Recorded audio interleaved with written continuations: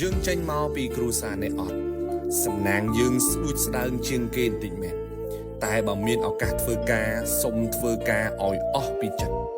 ទីមួយកុំបោះចោលការខំប្រឹងយើងកើតមកចំគ្រួសារនេះអត់មែនសំណាងយើងមានអត់ច្រើនទេហើយបើសិនជាយើងអត់ខំប្រឹងទៀតអានឹងគឺជាសួយធំមែនតើនៅក្នុងជីវិតរបស់យើងចេញពីគ្រួសារនេះអត់តែកុំបោះចោលការខំប្រឹងរបស់យើងឲ្យសោះគ្រូខ្ញុំក៏ផ្ដាំថាភ្លៀងនៅលើដំបូលផ្ទះអ្នកមានភ្លៀងនោះក៏ធ្លាក់លើដំបូលផ្ទះយើងដែរដំបូលគេធំទឹកផ្ទះគេបបោគេមិនត្រង់ក៏បានដែរប៉ុន្តែដំបូលផ្ទះយើងតូចបើសិនជាយើងខ្នះខ្នែងជាងគេបន្តិចយើងអាចសល់ទឹកខ្លះសម្រាប់ប្រើដែរយើងចេញពីតកូលអ្នកខ្សត់សំណាងយើងគឺស្ដួចស្ដើងជាងគេទៅហើយឱកាសយើងក៏តិចតួចជាងគេដែរប៉ុន្តែបើយើងផ្ដេកផ្ដួលមិនចាប់យកឱកាសតូចទាំងអស់នឹងយើងអត់ខ្វល់ជាមួយវាទៀតអានឹងសំណាងយើងនឹងវារត់តខើយទៅទៀតឬក៏លែងមានក៏ថាបានយើងខ្សត់ទ្រពតែកុំឲ្យខ្សត់ការខិតខំប្រឹងប្រែងសោះទី2កុំបោះចោលគំនិតវិជ្ជមានរបស់យើងកើតមកចំគ្រួសារនេះអត់មែន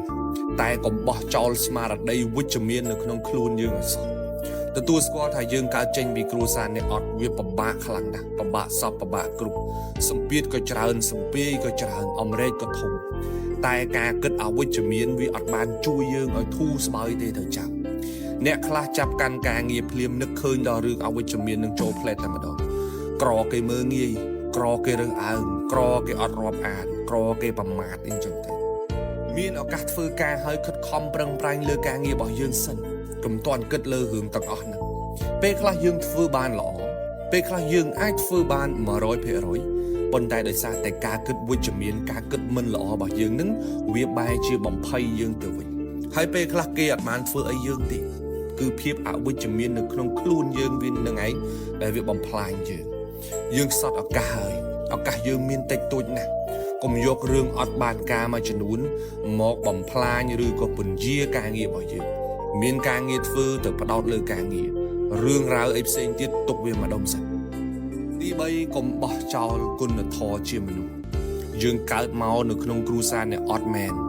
តែកុំបោះ